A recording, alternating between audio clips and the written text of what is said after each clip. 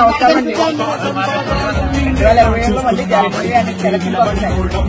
అందరూ తప్పకుండా ఈసారి ఏదో రోడ్డు పట్టడం వల్ల నాయకులు రోడ్డు పట్టడం వల్ల లేకపోతే కార్యకర్తలు రోడ్డు పట్టడం వల్ల ఏదో తప్పడం జరిగింది. 2027లో అయినా సరే మళ్ళీ మన జగన్ పథకాలను కొనసాగాలంటే 2 సంవత్సరాలు లోపల పడితే మళ్ళీ మనం కష్టకాలం నుంచి బయటపడతాం. అందరికీ పథకాలు రావాలనుకుంటే కనుక 2027లో మళ్ళీ జగన్ పోటీ చేయాలి.